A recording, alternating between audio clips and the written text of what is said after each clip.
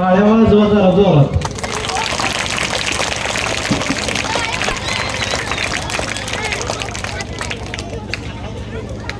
सर्वप्रथम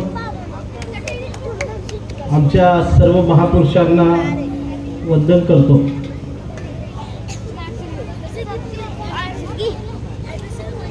तळागाळातून आलेला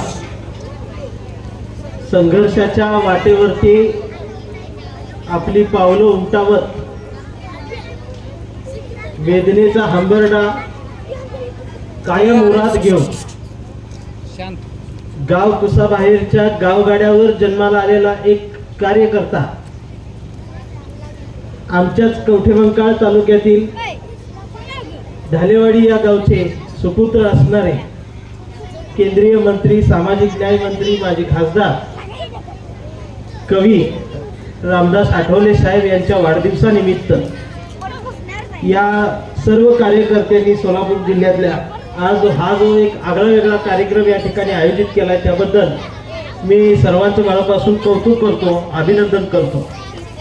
खरं तर आपल्या राजकीय नेत्याच्या वाढदिवसानिमित्त ढोलकी, लावणी, तमाशा, ऑर्केस्ट्रा असले कार्यक्रम आयोजित करणारे कार्यकर्ते सुद्धा महाराष्ट्रामध्ये आम्हाला तालुक्यामध्ये बघायला मिळतात.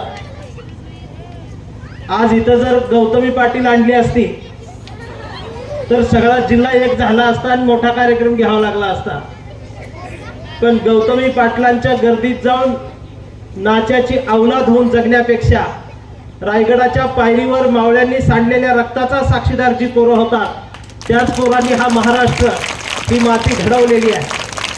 आठवले साहेबांबद्दल बोलायचं झालं, परवा एका संस्थेचा रिपोर्ट होता की संपूर्ण भारतामध्ये अनेक राजकीय नेत्यांच्या वाढदिवसानिमित्त रक्तदान घेतलं जातं. तर त्या संस्थेचा रिपोर्ट असा सांगतो, छत्रपती शिवाजी महाराज यांची जयंती आणि डॉक्टर बाबासाहेब आंबेडकर यांची जयंती नंतर हयात असणाऱ्या राजकीय नेत्यांपैकी जर कुणाच्या वाढदिवसानिमित्त सर्वात जास्त रक्तदान महाराष्ट्रात आणि भारतात होत असेल तर ते रामदास आठवले साहेब यांच्या वाढदिवसानिमित्त होत असतं. हे तुम्हाला मी आवर्जूनपणाने या ठिकाणी सांगतो. आता माझं कौतुक करून झालंय. माझ्या नावाला साजलं असं, माझ्या स्वभावाला साजलं असं खरं मी बोलणार आहे. बरं बोलणारा मी वक्ता नाही आणि खरं बोलल्यामुळं हल्ली लोक मारतात. पण मी काय खरं बोलायचं सोडलेलं नाही आणि खरं बोललं की मारतात. मी असा मार खाऊनच काळा झाले. मी आधी गोराच होतो. आता इथंच बघायचं झालं तर आल्यापासून बघतोय कंटूदादा स्टेजवर सगळीच पुरुष माणसं आहेत. आपण सगळ्या महापुरुषांची विचारांची जयंती कायम साजरी करणारी समतेच्या वाटेवरची माणसं आहोत. या स्टेजवर जर 2-4 महिला बसलेल्या असत्या तर खऱ्या अर्थानं आम्ही महापुरुषांचे विचार रुजवतोय असं ते चित्र आम्ही निर्माण केलं असतं. पण माझी आयोजकांना इथून पुढं कळकळीची विनंती राहील की एवढ्या सगळ्यांच्या कळपातमध्ये आपल्या 2-4 आया बहिणी सुद्धा बसल्या पाहिजे, त्याशिवाय आपल्या विचारवंताला शोभा येणार नाही. आता हे बोलल्यानंतर 2-4 जणांनी मला मारलं तरी काय हरकत नाही, ती मला सवय लागलेली आहे. मित्रांनो, हल्ली वातावरण बघितलं तर सगळं वेगळ्या पद्धतीनं झालेलं आहे. पक्षाचे कार्यकर्ते असतील, धर्माचे कार्यकर्ते असतील, जातीचे कट्टर कार्यकर्ते असतील, या सगळ्यात भारत हरवून चाललाय आणि हा हरवलेला भारत पुन्हा जिवंत करणं हे आमच्यासारख्या साहित्यिकांची, कवींची, वक्त्यांची फार मोठी जबाबदारी आहे. कंटूदादा, मी परवा मुंबईमध्ये एका पिक्चरला गेलो. 2-4 अधिकारी माझ्यासोबत होते. ते पिक्चर सुरू होण्यापूर्वी पिक्चरच्या त्या थिएटरमध्ये पडद्यावरती एक सर्टिफिकेट आलं आणि त्यात लिहिलं होतं की नॅशनल सॉन्ग सुरू होतंय, राष्ट्रगीत. सर्वांनी उभं राहिलं पाहिजे. अख्खं थिएटर उभं राहिलं, मी बी उभं राहिलो. आता नाही रे, तिथलं सांगते. आणि राष्ट्रगीत सुरू झालं आम्ही गावाकडचे होतो सर, आम्ही ताट मांडून उभं राहिलो. ती मुंबई होती, सगळे हायफाय बॉयलर माणसं. राष्ट्रगीत संपलं तर मला एक लहानपणापासून कानाला अशी सवय झालेली आहे की त्या गर्दीत एखादं असतंच येडं, भारत माता की जय म्हणून कोणीतरी ओरडतं. राष्ट्रगीत संपल्यावर मी उजव्या हाताची मूठ जोरात आवळली, जय म्हणायच्या तयारीत लागलो. ती कोणीतरी आता ओरडालच. पण राष्ट्रगीत संपलं आणि सगळे खाली बसले, कोणीच ओरडलं नाही. माझं लक्षच लागेना. आयुष्यात पहिल्यांदाच असं झालं म्हटलं. राष्ट्रगीत संपलंय, घोषणा कोणी दिली नाही. याचा अर्थ भारताविषयीचं प्रेम कमी झालंय की काय, म्हणजे ओरडायची लाज वाटायला लागली काय. पण वेळ निघून गेली. पिक्चर संपला आणि बाहेर आलो. माझ्यासोबत 4-5 मित्र होते, अधिकारी होते. त्यांना म्हटलं साहेब परत तिकीट काढा. ते म्हटले एवढा पिक्चर आवडला का? म्हटलं पिक्चरचं काय देणं घेणं नाही, ते राष्ट्रगीत झालं पण घोषणाच कोणी दिली नाही. मग ते म्हटले कोण देतच नाही हल्ली. मी म्हटलं असलं मला जमणार नाही, मला 8 दिवस झोप लागणार नाही. म्हटलं तिकीट काढा, मी घोषणा देतो, आपण घोषणा देऊन बाहेर जाऊ. परत तिकीट काढलं, परत राष्ट्रगीत सुरू झालं. राष्ट्रगीत संपलं. म्हटलं इथं कुणीच ओरडत नाही, आपण ओरडायला पाहिजे. आणि मी जोरात ओरडलो भारत माता की. तर कुणीच जय म्हटलं नाही, फक्त माझ्याकडे असं तिरक्या नजरेने बघितली. ही सगळी मेंढर खाली बसली. आणि मग माझ्या लक्षात आलं इथला भारत हरवला असला तरी भारतीय सुद्धा हरवलेला आहे. ही फार गंभीर बाब माझ्या लक्षात आल्यानंतर माझ्या लक्षात आलं की कविता लिहिली पाहिजे, आपण बोललं पाहिजे, माणसांचा आवाज माणसांसमोर काढला पाहिजे. आणि म्हणून कविता येते की पाखरांच्या चोचीमधला घास व्हावी कविता, पहिला आणि शेवटचा श्वास व्हावी कविता, कोसळावेत थेंब भुईत, मातीचा वास व्हावी कविता, उगवावा पिंपळ एक प्रवास व्हावी कविता, त्याच पिंपळाच्या सावलीला मानवतेचे गीत गाणारी बुद्ध व्हावी कविता, मी करावे पाखरांच्या हवाली तिला, मग शुद्ध व्हावी कविता, हिंदूंच्या कंठामध्ये सलाम अलिकम सलाम व्हावी कविता, मुस्लिमांच्या भाळावरचा नाम व्हावी कविता, मंदिर मस्जिद बांधणाऱ्यांच्या कपाळाचा घाम व्हावी कविता, इंद्रायणीत तरलेला तुकाराम व्हावी कविता, आणि या देशाच्या मातीत विज्ञान पेरणारी अब्दुल कलाम ही व्हावी कविता. अशा पद्धतीचा विचार घेऊन आज तुमच्या समोर बोलत असताना आठवले साहेबांच्या वाढदिवसानिमित्त त्यांच्या कार्यकर्त्यांसमोर मी बसलेलो आहे. आणि आठवले साहेबांचे कार्यकर्ते ही सगळी सोन्यासारखे आहेत. म्हणजे सोन्यात असतात, सोन्यासारखे असतात. कारण नेत्याचं कार्यकर्त्यांवर असणारं प्रेम ही हातातल्या अंगठ्या याच्यावरती सगळं दिसत असतं. आणि मला अभिमान वाटतो कधी कधी की आमची माणसं अशी पाहिजेत ना. मला कधी कधी साहेब स्वप्नात वाटतं की आमच्या घरावर ईडीची इन्कम टॅक्सची धाड पडली पाहिजे, पेपराला बातमी दिसली पाहिजे, 70,000 कोटीचा घोटाळा कांबळे अटक. मला आनंद होईल, मी कवट्यात फटाकड्या वाचवी. नाहीतर आमचं जयंतीच्या वर्गणीत मार 100 मार 200 ही असलं घोटाळा हल्ली वाढलेले आहेत, व्यसनाचं प्रमाण वाढलेलं आहे. आपण ही सगळं साजरं करत असताना या तरुण पिढीकडे सुद्धा लक्ष दिलं पाहिजे. इथं लक्ष नीट दिलं तर 10वी पर्यंतचे विद्यार्थी आहेत, त्याच्यानंतर 20 ते 30 वर्षातली पोरच नाही इथं. सगळी 35च्या पुढे ज्यांना कुणाला फायदा आहे पक्षाचा कार्यकर्त्यांचा, तो मात्र आवर्जून तोंड दाखवायला आलेला आहे. आता एवढं सगळं आयोजकांनी सत्कार केलं, त्यातनं 2-4 जर राहिलेला असलं तर तो शेवटपर्यंत थांबणार आहे माझा सत्कार होतोय का बघायला. आणि जर नाही झाला तर मग उद्या सकाळी सौदागरला चौकात धरतीच तो. पण हे सगळं करत असताना या मातीत एक विचाराचं, प्रबोधनाचं, पुरोगामी विचाराचं बियाणं पेरणं आज काळाची गरज आहे. भारतीय असण्याची जाणीव होणं गरजेचं आहे. म्हणून आमच्या सारख्या तुम्ही बोलवलंय त्याबद्दल मी मनापासून आयोजकांचं या ठिकाणी कौतुक करतो. हल्ली इथं जरा आपापसात बोलायला लागलेत, लहान मुलं मोठी माणसं लांब बसले, त्यामुळे तो संवाद होईना झालाय. जरा तुम्ही शांत बसा, तुम्हाला खाऊ वाटप आहे. आणि ते कॅमेऱ्यात बघणार आहेत की कोण जास्त दंगा करते त्याला खाऊ मिळणार नाही म्हणून सांगितलं. जी नीट ऐकेल त्याला खाऊ मिळणार आहे असं त्यांनी सांगितलेलं आहे. त्यावेळेस लक्ष माझ्याकडे असू द्या. हल्ली खरं बोलले की त्रास होतो साहेब. म्हणजे एवढे खरं बोलू नये पण खरं बोलायची सवय ही लहानपणापासून लागलेली आहे. मला बाहेर मान सन्मान मिळतात, बाहेरच्या देशातून मी जात असतो, पण गावात मला कुठंही विचारत नाही. कारण मी वक्ता, कवी, साहित्यिक नंतर आहे, आधी कार्यकर्ता आहे गावातला. कुठे जरी लग्नात जरी आज गेलो तरी मला बघितल्या ते सगळी आमच्या गावातली म्हणते ती ठेवू सगळं बाजूला, भात वाढायला की. त्यांनी लहानपणापासून मला भात वाढतानाच बघितलेला. आम्ही असे कार्यकर्ते आहे, सगळ्या जाती धर्माच्या लग्नात भात वाढायला मीच असतो. तसा अजून एक चांगला गुण माझ्यात आहे, मला लाकडं बी रचायला चांगलं जमतं स्मशानभूमीतली. पहिला फोन नातेवाईकांना झाल्यानंतर दुसरा फोन मलाच असतो. मी फक्त एवढंच विचारतो, बापू गेले का? हो गेले. अंदाजे वजन किती असेल बॉडीचं? तो म्हटला 70-75. तर मी तेवढीच लाकडं सांगतो. अत्यंत कमी लाकडात ऐन पावसाळ्यात सुद्धा उत्तम पद्धतीने बॉडी जाळून देण्याचं काम मी माझ्या अनुभवातून आजपर्यंत करत आलेलो आहे. आणि हे सगळं कार्यकर्ता असताना आणि त्यात भारतीय होऊन जगताना त्रास होतो तालुक्यात.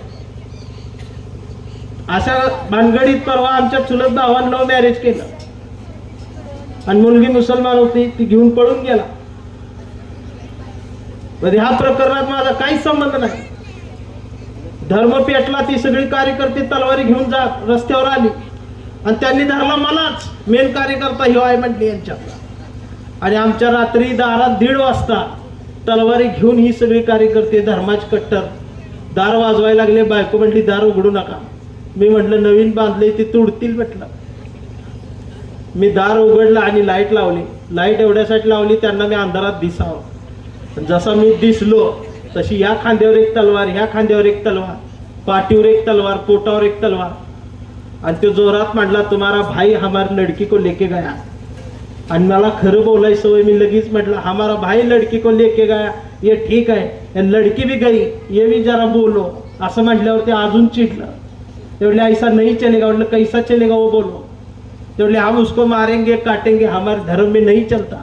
मग माझ्या लक्षात आले धर्म घेऊन जगायला लागलाय, ते अवघड होऊन जगायला लागलंय. त्याला म्हटलं आता मराठीत बोल. म्हटलं माझी हिंदी संपली. मग ते बी मराठीत म्हटलं ते आम्हाला मारून टाकणार. त्याला म्हटलं ठेवणार नाही, धर्मात चालत नाही. मी म्हटलं अरे भारतीय आहे, भारतीय आहे म्हटल्यावर ते 2 मुस्कडीत वडले मला. की नवीन काय आले म्हटलं भारतीय. त्याला म्हटलं अरे भारतीय जुना आहे, तुम्ही नवीन आहे सगळे. ते काय ऐकायच्या परिस्थितीत नाहीत. मग तेव्हा त्याला मी म्हटलं जिवंत ठेवायला काय करता येईल. तर तेव्हा म्हटलं त्याला आमच्या धर्मात यायला सांगा. म्हटलं नेमकं काय करायचं जरा इसकटून सांग. तर तेव्हा म्हटलं त्याला मुसलमान व्हायला सांग. आणि मग ती सगळ्या तलवारी अशा आवळून माझ्याकडे बघायला लागली. त्या गदर पिक्चर मधल्या असल्यासारखा सीन झाला. तो समोरचा अमरीश पुरीन मी सनी देओल वाटायला लागलो. आणि मी एका सेकंदात विषय सोपा केला. त्याला म्हटलं तोच का, मी बी मुसलमान होतो. म्हटलं लई टेन्शन घेत नाही. त्याला काय करावंच कळना. म्हटलं उद्यापासून आम्ही मुसलमान नमाज पडायला हजर होतो, काय असेल ती प्रोसेस पूर्ण करून घे.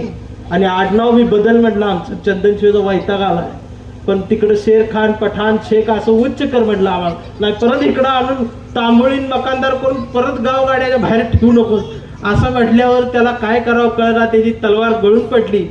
जे मला धर्माच्या नावाने मारायला आली ती चहा प्यायला बसली. बायकून चहा ठेवला, काळा चहा. बायको त्यात दूध वतायला लागली. तिला म्हटलं दूध वतू नको. ती म्हटली का? म्हटलं आता काळाच चहा पाच. म्हटलं भावकी झाली. आता हे काळा चहा पिऊन भावकी गेली. 4 दिवस संपले. माझा दुसरा एक चुलत भाऊ सकाळी सकाळी दारात आला. म्हटलं भावकी ही आज कशी काय दारात आली, कधीच येत नाही. तेव्हा मला म्हटलं दादा मी मुंबईला असतो. म्हटलं माहिती आहे. तर म्हटलं माझं पण सुरू आहे म्हटलं तिकडं. म्हटलं मग करायच काय? तर म्हटलं मुलगी खिरचन आहे. म्हटलं अडचणी आहे. मी म्हटलं लई प्रॉब्लेम झाला तर आपण खिरचन म्हटलं. तेव्हा म्हटलं परवा तर मुसलमान झालाय.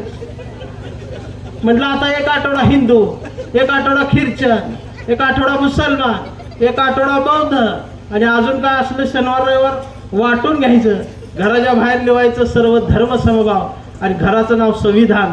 विषय संपला. म्हटलं या बाजूला शिवाजी महाराज आणि या बाजूला बाबासाहेब लावायचे. ही अशा पद्धतीची घरं निर्माण होणं आजच्या काळात गरजेचं असताना मात्र आम्ही वेगळ्या पद्धतीने सगळं करायला लागलो. आमच्या मराठी साहित्यामध्ये समीक्षक नावाचा एक प्राणी असतो. आमच्यासारख्या कवींच्या समीक्षा तो मराठी साहित्यात करत असतात. देशपांडे, कुलकर्णी, जोशी वगैरे ते ठरवत असतात की ह्याला कवी म्हणून ठेवायचा का नाही ठेवायचा. त्यांनी माझी परवा मुलाखत घेताना मला त्यांनी सांगितलं की बाबा चंदनशिवाय तुम्ही लय आक्रोशपणा लिहिता, धर्मावरती जास्त बोलता, जातीवरती जास्त टीका करता, भारतीय जगला पाहिजे, पण तुम्ही हे सगळं पेटवायलाच बघताय. त्यांना मी सांगितलं की मी एवढं जहाल का लिहितो. मी लहान होतो, लक्ष माझ्याकडे राहू दे रे. मी 7वीच्या वर्गात होतो तेव्हा माझ्या वर्गात एक नाना म्हणून विद्यार्थी होता. आणि हो नाना 7वीच्या वर्गात 15 वर्षापासून नापास होतो. तेव्हा नापास तर नापास, पुढे टाकलायची पद्धत नव्हती. आणि नाना 15 वर्ष नापास म्हणजे वर्गात सगळ्यात मोठा नानाच होता. दाढी आलती, मिशा आलत्या आणि 7.5 फूट उंचीचा नाना, 125 किलो वजनाचा नाना. सगळी पोरं त्याच्या गुडघ्याला लागायची, मास्तर कमरेपर्यंत यायची. आणि नानाला काहीच येत नव्हतं, ते अडाणीच मसर राखायचा. आणि त्यात वर्गात आमच्या शाळेत मास्तरनं नियम केलता की वर्गात विचारलेल्या प्रश्नाचं उत्तर जो विद्यार्थी बरोबर देईल त्यानं चुकलेल्यांच्या कानाखाली मारायचे. आणि नाना रोज मार खायचा, कारण नानाला काहीच येत नव्हतं. मग आम्ही बी अभ्यास करायला लागलो. आम्हाला बी वाटायला लागलं की बाबा मास्तरचा मार खाल्ल्याला परवडतंय, पण शेजारच्याचा का खावा, म्हणून आम्ही पुस्तक वाचायला लागलो. पण नानाला काहीच येत नव्हतं. नानाला 3 जरी फळ्यावर काढलं तर त्याला म्हणायचं, एवढा नाना अडाल. आणि एखाद्या पोराचं उत्तर बरोबर आलं की ती पळत नानाकडे जायचं. नाना पण शांतपणे उभा राहायचा, म्हणायचा मार. मग त्या पोराचा हात काय त्याच्या गालाला पोचायचा नाही, मग ते पोरग बेंचवर उभं राहायचं आणि नानाला जोरात धनका द्यायचा. सगळा वर्ग टाळ्या वाजवायचा. नाना गप बसायचा, नाना रडायचा, नाना मान खाली घालून उभा राहायचा. आणि नाना दिवसभर मार खायचा. सगळी शाळा नानाला चिडवायची, सगळी पोरं टाळ्या वाजवायची. शाळा सुटल्यावर गावातनं जाताना सगळं गाव हसायचं. नाना रोज येताना गाल नीट असायचा नानाचा, आणि जाताना नाना लाल भडक गाल सुजवून जायचा. कधी डोळ्यातनं पाणी, कधी कानातनं रक्त, नाकात. पोरं कुत्र्यागत नानाला मारायचं. तो आमच्या शेजारी राहत होता म्हणून मला वाईट वाटायचं त्याच. मी त्याला म्हणायचं, नाना कशाला शाळेत येतोयस. आणि नाना शाळा सुद्धा कधीच बुडवत नव्हता. रोज 10 मिनिट आधी येऊन नाना बसायचा मागच्या बेंचवर. त्याला बघितल्यावर मला असं वाटायचं, ह्यो शाळेत कसा काय येतो, ह्यो शाळा का सोडत नाही. बरं सुट्टी सुद्धा कधी घेत नव्हता. कुणाच लगीन असू काय असू तिकडे जात नव्हता, पण शाळेत येत होता. रविवारचं सुद्धा नाना शाळेत येऊन जायचा, चुकून भरली बिरली काय. एक दिवस मी त्याला म्हटलं, तू नाना शाळा सोड, ही सगळी पोरं तुला मारतात, तुझ्या अडाणपणाला हसतात, ती मला आवडत नाही. तर नाना म्हणला, सोडणार आहे म्हटला, पण एक दिवस तुला कळल म्हटला मी का शाळा सोडत नाही. आणि खरोखर एक दिवस असा आला. मास्तरनं वर्गात एक प्रश्न विचारला. प्रश्न पुस्तकाच्या बाहेरचा होता. प्रश्न असा होता, गावाबाहेर जी बायका धुणं धुतात त्या धुणं धुण्याच्या जाग्याला नेमकं काय म्हणतात. मग आम्ही पण उत्तर दिली. डोकं लाव, तळ म्हणतात, डबकं म्हणतात, आड म्हणतात, पोरा म्हणतात, झरा म्हणतात, तलाव म्हणतात, वगळ म्हणतात, पाझर म्हणतात, धबधबा म्हणतात, नदी म्हणतात, आड म्हणतात, विहीर म्हणतात. मास्तर नाहीच म्हणायला. मग एक जण म्हटला समुद्र म्हणतात. मास्तर म्हटला समुद्र कुठं आणला. सगळ्यांचं चुकलं. आणि मग नाना एकटाच राहिला. मास्तर म्हणले, नाना उभा राहा, तुम्ही एखादं उत्तर दे, आज सगळ्यात चुकले. नाना उभारला आणि नानानं अंदाजे उत्तर दिलं. नाना म्हटला, मास्तर त्याला पाणवठा म्हणतात. पानवटा म्हणतात म्हटल्याबरोबर मास्तरांचा हा वासला आणि नानानं बारीक नजर करून मास्तरकडे बघून विचारलं, मास्तर उत्तर बरोबर आहे का चूक आहे म्हणजे? तर मास्तर म्हटले बरोबर आहे. जसं बरोबर आहे म्हणले तसं नानाच्या लक्षात आला नियम. सगळ्यात चुकले आज सगळ्या कानाखाली द्यायचं काम आता माझ्याकडे आलेलं आहे. आणि पोरांच्या जेव्हा लक्षात आलं आज दणका नानाला बसणार आहे. पोरं बोंबलायला लागली, दप्तर भरायला लागली. एवढ्यात नानानं जाऊन दाराला लावलं कडी आणि नाना दाराजवळ थांबला, दार अडवून. नानाचा त्यो अवतार बघून पोरं ठो ठो बोंबलायला लागली. कारण नानाचा एक हात 32 किलोचा आणि पोराचा काल 40 ग्रॅमचा होता. दणका साधा बसणार नव्हता. मास्तर थरथर कापायला लागले. सगळं गाव गोळा झालं शाळेत काय चाललंय म्हणून बघायला. दार कोण उघडं ना, कारण नानानं दार धरलेलं. सरपंचांना बोलवलं, दार कोणीच उघडं ना. मग शेवटी सरपंच मागणं खिडकीतनं वर आलं. खिडकीतनं बघितलं तर पोरं वरडायला लागल्या. मास्तर थरथर कापताय. नाना दाराजवळ थांबलाय. सरपंचांनी विचारलं, म्हटले मास्तर काय चाललंय? नाना का थांबलाय? रागान बघायला लागलाय. पोरं का रडायला लागल्या? मास्तरने हात जोडले म्हटले सरपंच घोळ झाला. सगळ्याच उत्तर चुकले म्हटले, नानाच बरोबर आले आज. आता ह्यो नियम सरपंचाला माहित होता. सरपंचाचा बीपी वाढला, कारण पहिल्या बेंचवर तेच पोरग होत. दणका साधारण पहिला दणका त्याला बसणार होता. सरपंचाला पोराकडे बघितलं, पोरग पप्पा पप्पा म्हणून ओरडायला लागलं. मग सरपंचानं हात जोडले, खिडकीतनं जण म्हणले मास्तर पाया पडतो म्हटले, नियम बदला म्हटले. ह्यो जसा नियम बदला म्हटल्याबरोबर नाना पुढं झाला. नानाने एका चिमटीत मास्तर उचलला आणि नाना म्हटला मास्तर 15 वर्ष झाली म्हटला मी नियम पाळलाय का नाही?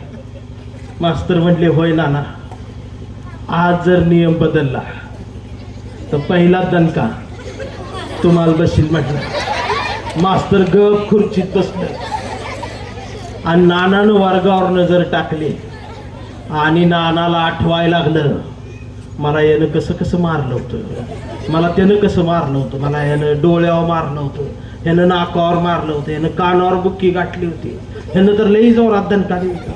नानानं 15 वर्ष सगळं आठवून सेव केलं आणि नानानं दणका द्यायला सुरुवात केली. या भिताडाजवळचं पोरग उडून ती भिताड तोडून बाहेर पडायला लागलं. नानानं सगळे फोडून काढले, नियमात बसत होत आणि शाळा सुटली. त्यानं मला काय मारलं नाही, का त्याचं दप्तर सांभाळायला मी असायचं. मी त्याचं दप्तर त्याच्या हातात दिलं, त्यानं दप्तर परत माझ्या हातात दिलं. म्हटलं ही ठेव तुला, आता शाळा सुटली म्हटलं. आणि मग म्हटलं त्या नानानं मला उत्तर दिलं. नाना म्हटला त्या दिवशी तू मला विचारलं होतंस की तू शाळा का सोडत नाहीस, तू शाळा कशाला येतोस? नाना म्हणाला मी एवढ्यासाठी शाळेत येत होतो, मार खात होतो की मला माहित होतं म्हटला एक ना एक दिवस तरी माझ्या प्रश्नाचं उत्तर बरोबर येईल. एक ना एक दिवस तरी ह्यो सूर्य माझ्यासाठी उगवाल, त्याची वाट बघत मी सहन करत होतो म्हटलं. ह्यो नाना दुसरा तिसरा कुणी नसून ह्यो नाना म्हणजे तुम्ही आम्ही सगळी बहुजनांची माणसं आहोत. आणि आमचा दिवस जर कुठला उगवला असेल आमच्यासाठी, आमचा सूर्य आमच्यासाठी जन्माला आला असेल तर तो सूर्य जन्माला आल्याचा दिवस होता 14 एप्रिल. डॉक्टर बाबासाहेब आंबेडकर नावाचा सूर्य आमच्या इथं जन्माला आला. म्हणून आम्ही आता शिकलंच पाहिजे, व्यसनांपासून दूर झालं पाहिजे.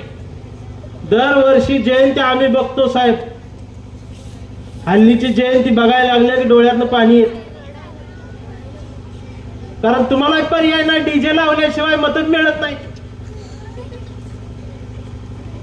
पण आता कुठंतरी बदललं पाहिजे. अरे ही सगळी कट्टर झालीत, महापुरुषांची वेगळे विचार घ्यायला लागलेले आहेत, ही सगळी मेंढर घडायला लागलेली आहेत. 4-5 वर्षापूर्वी खंडूतात्या सकाळी सकाळी त्या व्हॉट्सअपवर मेसेज आला, असा भगवा झेंडा पडला आणि त्या भगव्या झेंड्यात लिहिलं होतं त्यानं शिव सकाळ. मी डोकं खाजवत उठलो. म्हटलं आता ही सकाळ कुठनं आली? म्हणजे आता शिवाजी महाराज येणार सांगोल्यावर, इकडे उठा माझी सकाळ झाली. यांची भगवी सकाळ सुरू झाल्यावर इकडचा एक जण जागा झाला. म्हटलं भाऊ त्यांची झाली, आपली कवा? ह्यो म्हटला करा आपली. आणि मग निळा झेंडा आणि त्यात लिहिलं भीम सकाळ, शुभ भीम सकाळ. 11 वाजता गडी 11ला उठते ना. मग शुभ भीम सकाळ, शुभ शिव सकाळ गाजायला लागली. मग तिसऱ्याला जाग आली. म्हटलं त्यांची झाली, यांची झाली, आपली झालीच पाहिजे. आणि मग त्यानं तिसरी सकाळ नवीन काढली, पिवळा झेंडा, शुभ लहू सकाळ म्हटलं. मी म्हटलं लहू कोण? माहित नाही म्हटलं, वर्ण आली आम्ही केली म्हटलं. अजून आमच्या चांबारांनी रोहिदास सकाळ काढली नाही. त्यांचा रंग फिक्स होईना. तो फिक्स झाला की काढणार. धनगर बांधव शुभ आईल्या दुपार काढणार. कारण का घडायला लागलं? हे महापुरुषांच्या पुतळ्याजवळ मेंढरांची गर्दी वाढायला लागली. ही महापुरुषांच्या पुतळ्याजवळ मेंढरांची वाढलेली गर्दी ज्या दिवशी पुस्तकांजवळ येईल, ती पोरं वाचतील, त्यावेळेला खऱ्या अर्थाने एक नवा भारत घडेल. आणि मग सकाळी सकाळी मोबाईलच्या व्हॉट्सअपवरती मेसेज येईल, गुड मॉर्निंग ऑल इंडियन्स म्हणून. आणि अशा पद्धतीचा भारत उभा करणं ही आमची काळाची गरज आहे. ही पोरं उद्या शाळेच्या गेटमधून पदवी होऊन, 10वी होऊन, 12वी होऊन बाहेर पडतील. त्यावेळेला गेटच्या बाहेर येणारी शिकलेली पोरं, ती जर महार असतील, वाघ असतील, हिंदू असतील, मराठा असतील, चांभार असतील, या जाती धर्म घेऊन जर ती बाहेर पडली तर उद्याचा येणार भारत हा भारत राहणार नाही. म्हणून तुमच्या आमची सगळी गावाची आणि सगळ्या राजकीय नेत्यांची, पक्षाच्या कार्यकर्त्यांची पहिली गरज आज ही आहे की आमची पोरं उद्या शाळेतून बाहेर पडताना, शाळेच्या गेटमधून शिकून बाहेर पडताना ती फक्त भारतीय म्हणूनच जिवंत असली पाहिजे.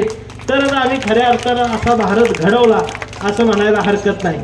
आणि इथं या ठिकाणी आमच्या मुली बसलेल्या, माझ्या धाकट्या बहिणीच त्या मला दिसतात. कारण मी सख्या 4 बहिणींचा मुराळी आहे, होऊन रडलेलो आहे. 4 बहिणी अशाच आमच्या शिकल्या. बरं, आमच्या मुली किती जरी शिकल्या तरी एक दिवस असा येतो, दारात एक गाडी येते, त्यातनं 4 जण, 2 बायका उतरतात आणि एक म्हातारा आणलेला असतो. मग आमची पोरगी MBBS हो, BMS हो, LLB हो, किती हो, तिला एक दिवस पाहुणं बघायला येतात. असंच आमच्या बहिणीसने बी यायचं. आणि मग आमची पोरगी समोर बसत्या आणि त्या आडाने म्हातार तिला विचारते नाव, आमची पोरगी सांगते साक्षी. आणि मग त्याचा दुसरा प्रश्न शिक्षण, मग आमची बहीण म्हणते LLB झाली.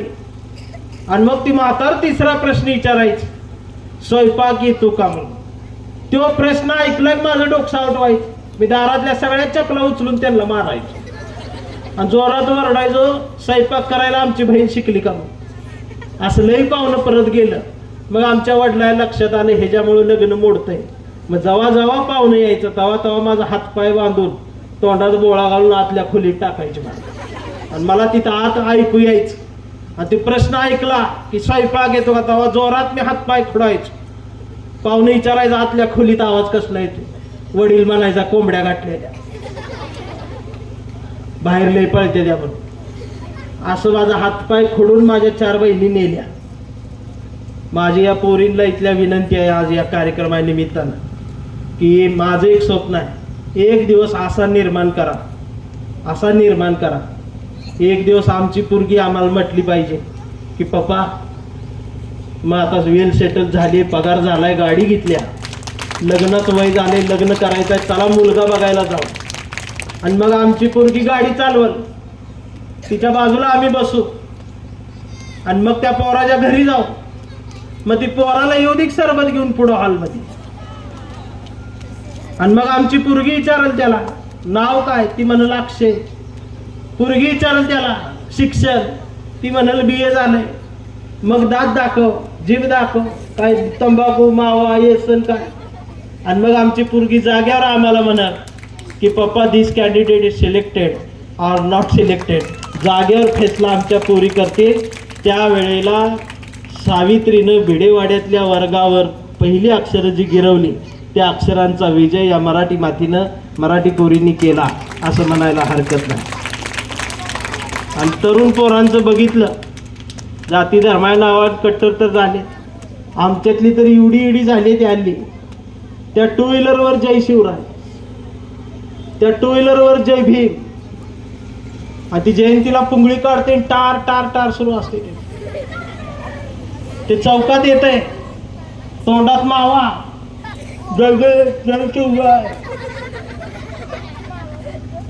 त्याला जर जय भीम नाही केला, जय शिवराय नाही केला, तर लगेच ती गल्लीतून म्हणते गद्दार आहे, म्हणते गद्दार.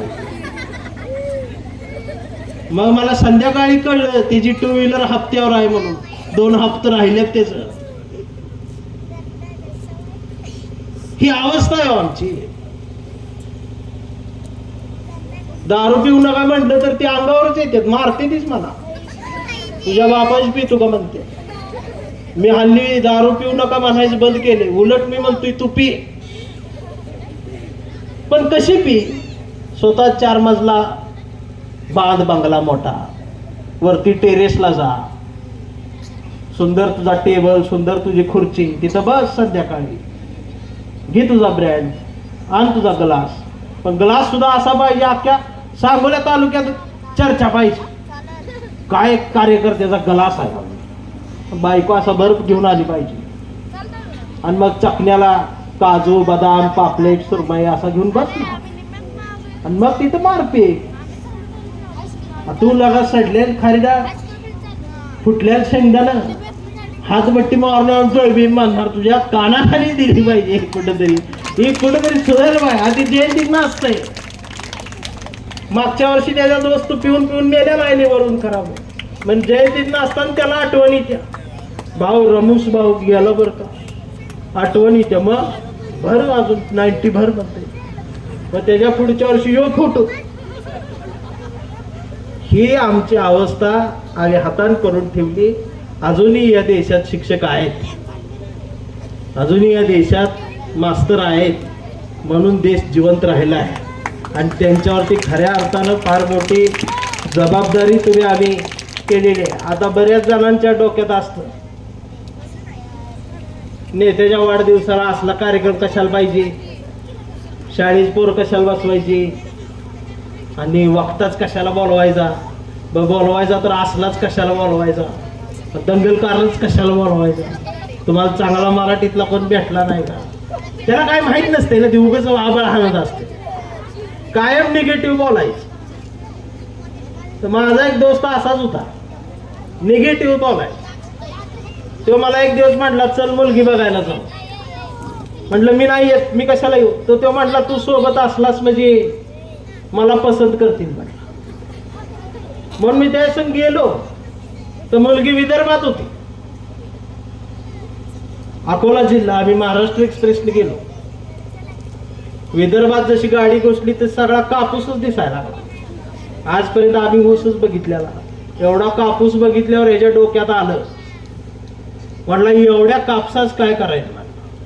मी म्हटलं आपल्याला काय करायचं आहे. म्हटलं तू चल. पण ते कापसाकडे एकटकच बघायला लागलं. मला त्याला सांगायला काय करते कापसाच, फक्त वातीलाच कापूस वापरतात एवढंच माहित होतं. मग त्या पोरीच्या दारात गेलो तर तिथं दारात बी कापूस आणून ठेवलेला. ते परत कापसाड बघायला लागलं. मला त्यानं धरलं जोरात, म्हणला कापसाच काय करायचं. म्हटलं माहित नाही मला काय करायचं. आणि पोरगी बघायला बसलो. पोरगी समोर येऊन बसली. पोरीचा बाप म्हटला काय विचारायचं विचारा. तर यानं चौकटीतनं बाहेर नजर टाकली, कापूस दिसला आणि म्हटला ती जाऊ दे, कापसाच काय करायचं ते आधी सांगा. आणि मग त्यांच्या लक्षात आलं याची रेंज गेली. म्हणजे आम्हाला हाकलून दिलं बिना चहा पाव्यात. आणि परत रेल्वेन परत चेकर आला तपासायला, तिकीट कुठं आहे म्हण. ही त्याच्या अंगावर गेले, कापसाच काय करायचं सांग म्हटला, तिकीट काय करू. परत त्या डब्यात चक्कर आला नाही. जी बसली ती बी उठून गेली. येड बसले म्हटले. आम्ही गावात आलो, घरच्यांनी विचारलं मुलगी कशी वाटली. कापसाच काय करायची ती सांगा म्हटलं. वरडायला लागलं जोरात, रात्रभर वरडायला लागलं. आणि ती येड झाली.